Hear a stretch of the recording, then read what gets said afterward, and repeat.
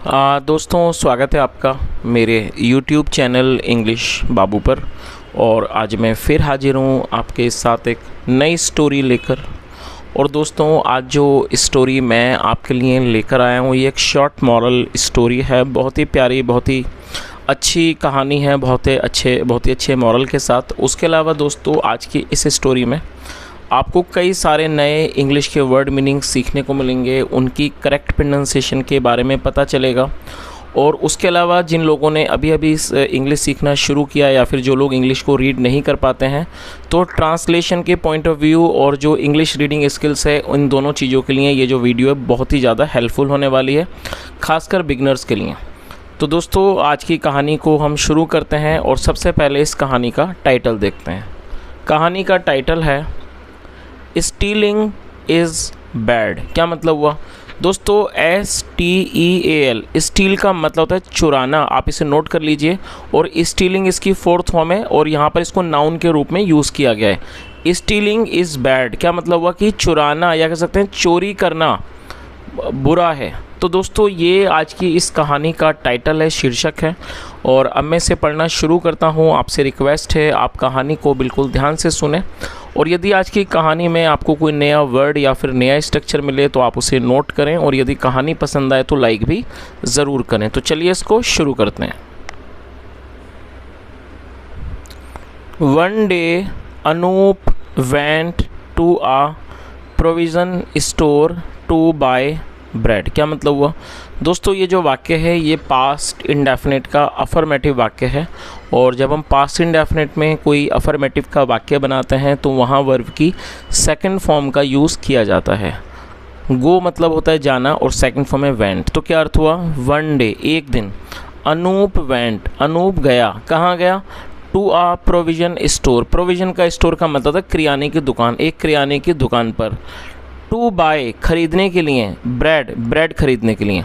और दोस्तों इस वाक्य में दो वर्ब का देखिए प्रयोग किया गया है वाक्य को बनाने में। तो आप इस चीज़ को भी याद रखें, जब आप किसी भी वाक्य में दो वर्ब का प्रयोग करना चाहते हैं तो पहली वर्ब के बाद जब आप दूसरी वर्ब का प्रयोग करेंगे उससे पहले आपको हमेशा टू लगाना है कंजक्शन के रूप में। और टू के बाद आपको हमेशा ही वर्ब की फर्स्ट फॉर्म लगानी होती है। तो पूरी लाइन का क्या अर्थ निकला कि एक दिन अनूप ब्रेड खरीदने एक किराने की दुकान पर गया।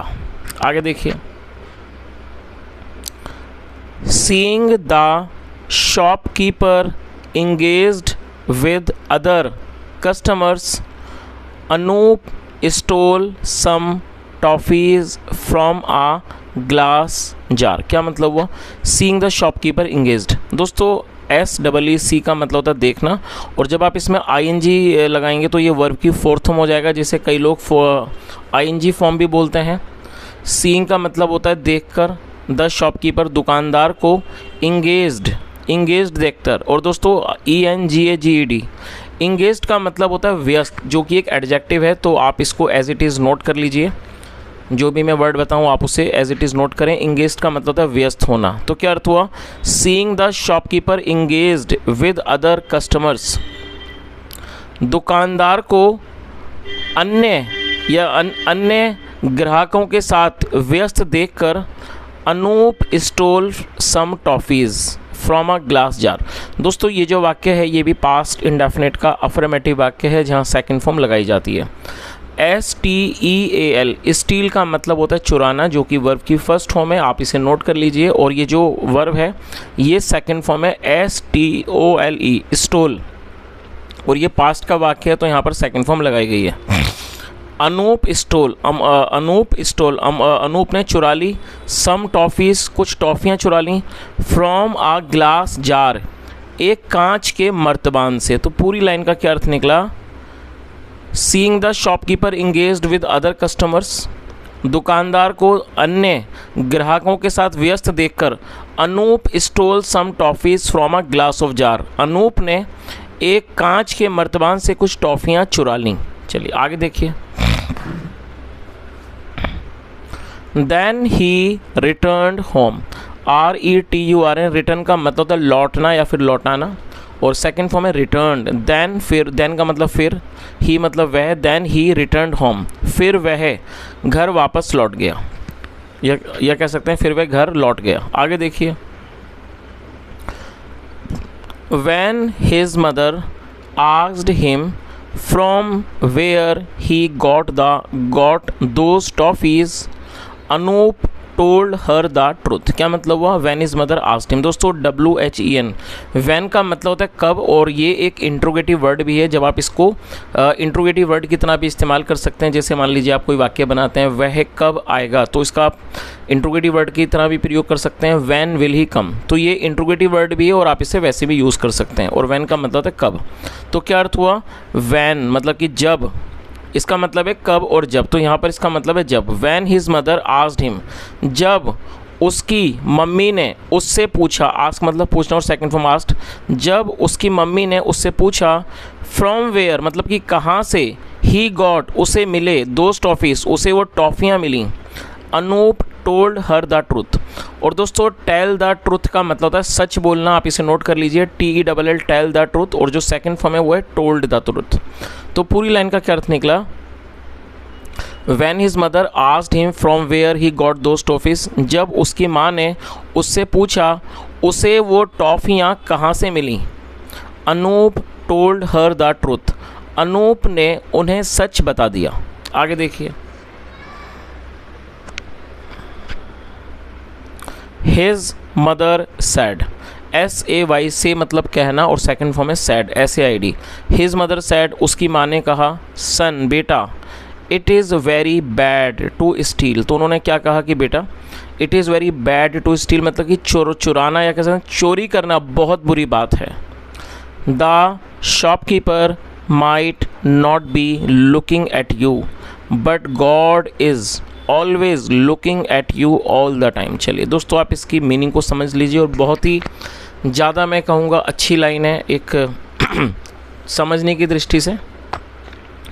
तो उन्होंने आगे क्या कहा कि the shopkeeper might not be looking at you, शायद दुकानदार आपको नहीं देख रहा होगा, but God is always looking at you all the time. और दोस्तों ये जो वाक्य है ये प्रेजेंट कॉन्टीन्यूस का वाक्य है, जहाँ वाक्यों की टेल पर रहा है, रही है जैसे शब्द आते हैं, ऐसे स्थानों पर इज एम आर का यूज़ किया जाता है हेल्पिंग ऑफ के साथ के रूप में, साथ में वर्ब की फोर्थ में लगाई जाती है। तो उन्होंने क्या कहा, बट लेकिन God is always looking at you all the time, लेकिन भगवान या कहते हैं ईश्वर हर समय आपको देख रहा है। तो पूरी लाइन का क्या अर्थ निकला? उन्होंने क्या कहा कि शायद दुकानदार आपको नहीं देख रहा है, लेकिन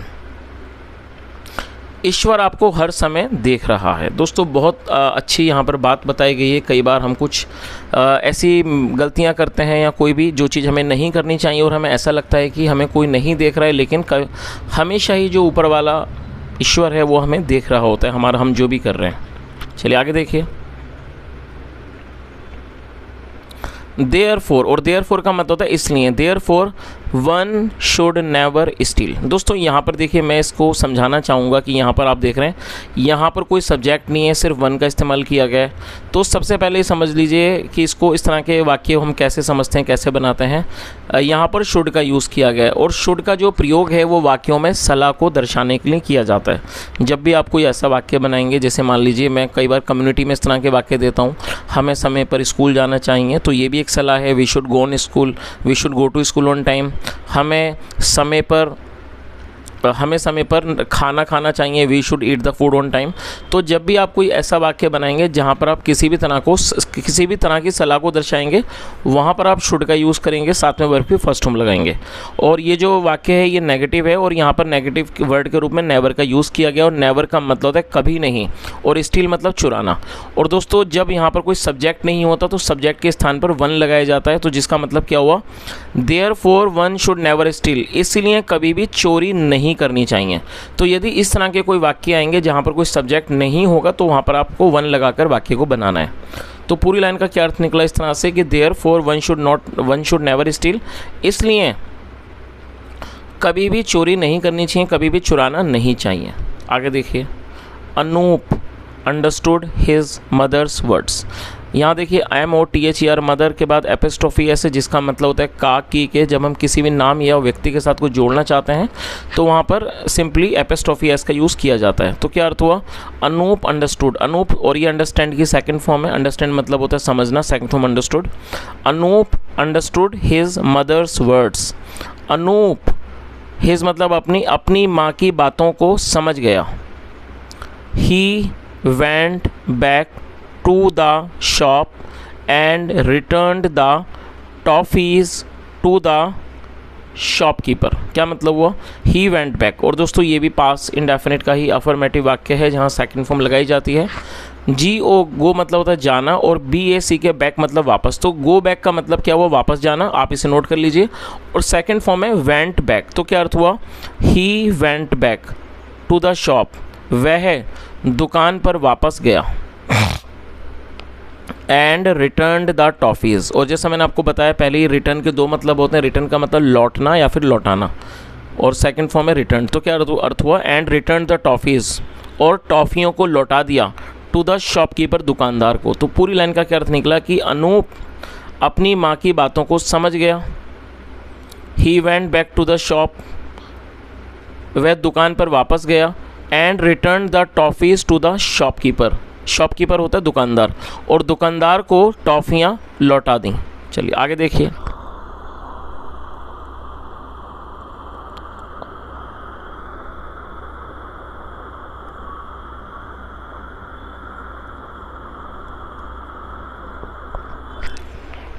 the shopkeeper felt happy on seeing the honesty of Anup. क्या मतलब हुआ दोस्तों, ये भी पास्ट का वाक्य है, आप एक एक चीज़ को नोट कर लीजिए। FEEL फील का मतलब होता है खुश होना, और फील के साथ आप एडजेक्टिव को यूज़ कर सकते हैं। फील हैप्पी, हैप्पी एडजेक्टिव है, तो फील हैप्पी का मतलब हो गया खुश होना, और ये पास्ट का वाक्य है तो सेकेंड फॉर्म है फेल्ट हैप्पी।